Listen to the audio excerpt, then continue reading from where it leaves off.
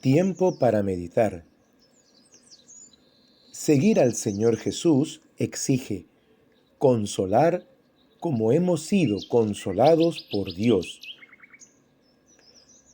Escrito está en 2 de Corintios capítulo 1, versículos 3 y 4, lo siguiente. Bendito sea el Dios y Padre de nuestro Señor Jesucristo, Padre de misericordias y Dios de toda consolación, el cual nos consuela en todas nuestras tribulaciones, para que podamos también nosotros consolar a los que están en cualquier tribulación, por medio de la consolación con que nosotros somos consolados por Dios. Analicemos este pasaje de la Escritura mediante las siguientes preguntas. ¿Quién escribe? Pablo, apóstol de Jesucristo por la voluntad de Dios, y el hermano Timoteo, como está escrito en 2 de Corintios capítulo 1, versículo 1. ¿A quiénes escribe?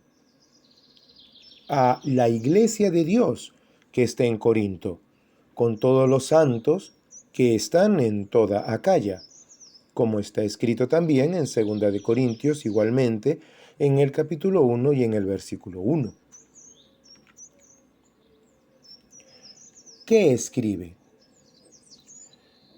A la iglesia de Dios con todos los santos les dice: bendito sea el Dios y Padre de nuestro Señor Jesucristo, Padre de misericordias y Dios de toda consolación, el cual nos consuela en todas nuestras tribulaciones, para que podamos también nosotros consolar a los que están en cualquier tribulación, por medio de la consolación con que nosotros somos consolados por Dios.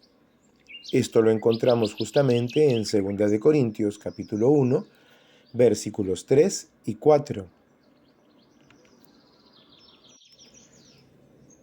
¿Cómo escribe? Como una gran verdad de Dios hacia nosotros, que nos capacita para hacer lo mismo. Con la consolación con que fuimos consolados por Dios, entonces podemos consolar a otros como Él nos consuela. La gran verdad de Dios hacia nosotros es que somos consolados por Dios. La capacidad que nos da esa gran verdad es que como somos consolados por Dios, podemos consolar también a otros, con la consolación con que hemos sido consolados.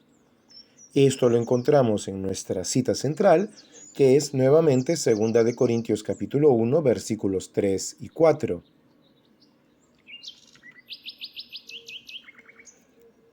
¿Cuándo escribe? Cuando estaba en Macedonia, camino a Jerusalén, donde el apóstol Pablo sería arrestado por primera vez, evidencia de lo cual era, primero, el hecho de que Pablo les narra a los hermanos de Corinto la gran tribulación que había pasado en Asia, como lo vemos detallado en el disturbio ocurrido en Éfeso, cuando iba de camino, como había previamente determinado, a Jerusalén.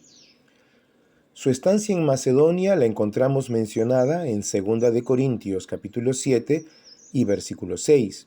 Y respecto al hecho de lo que nos narra de sus tribulaciones en Asia, podemos verlo desde 2 de Corintios capítulo 1, versículo 8, así como en Hechos capítulo 19, versículos 23 al 41. Y en cuanto a su determinación de ir a Jerusalén, esto lo podemos ver en Hechos capítulo 18, versículo 21, en el capítulo 19, versículo 21 también, y en el capítulo 20, versículo 16. Otra evidencia de que Pablo estaba en Macedonia camino a Jerusalén, donde sería arrestado, es que durante el desarrollo de la carta de 2 de Corintios, el apóstol Pablo menciona a Tito, su hijo en la común fe y colaborador en el ministerio, a quien había enviado a Corinto para ver el tema de la ofrenda para los santos, y quien le trajo respuesta de cómo había respondido a la iglesia de Corinto a una carta que el apóstol les había escrito acerca de un hermano entre los corintios que había ofendido al apóstol.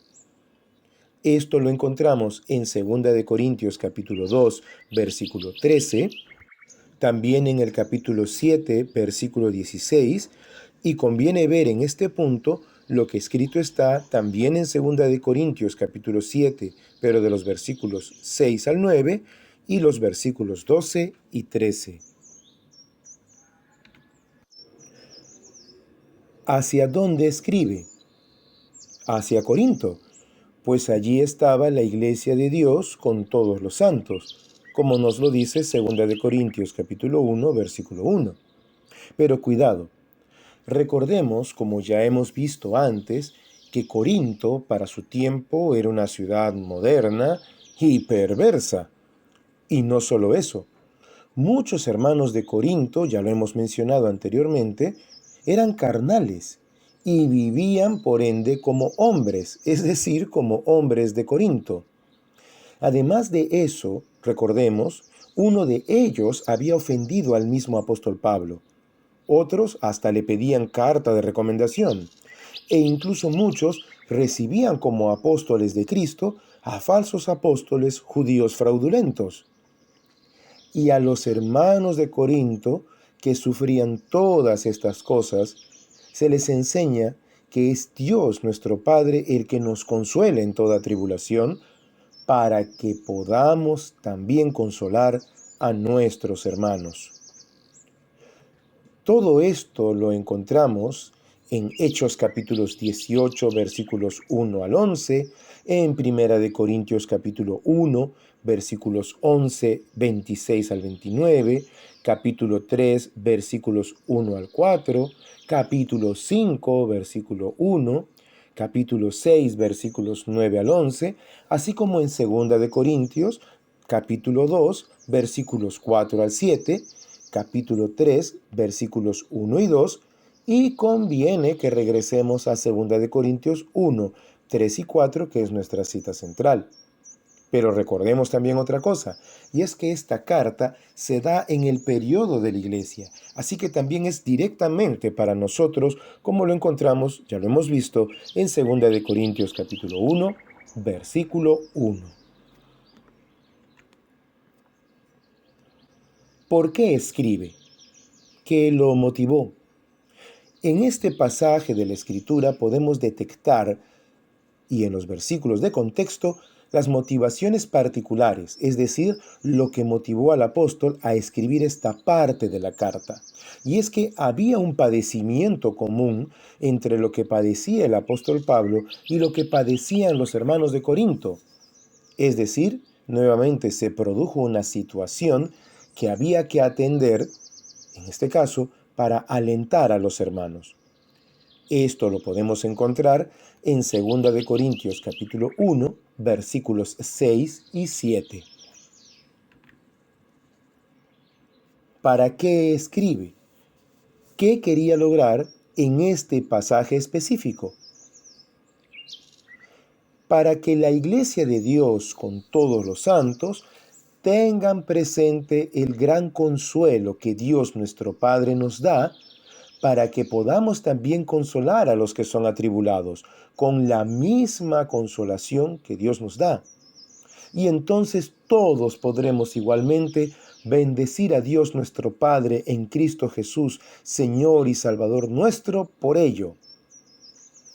Esto lo encontramos en 2 de Corintios, capítulo 1, versículos 3 y 4, nuestro pasaje del día de hoy.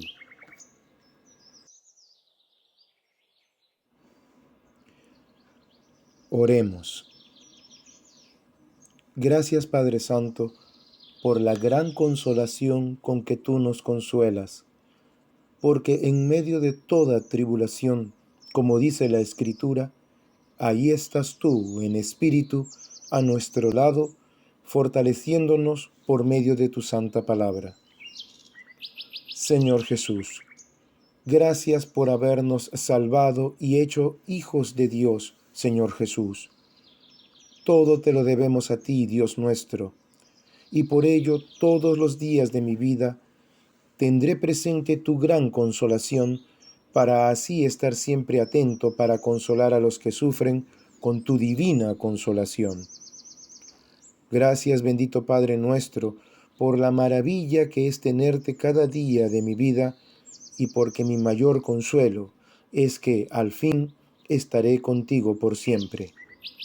En ti confío y por tu amor consolaré a otros con tu santa consolación.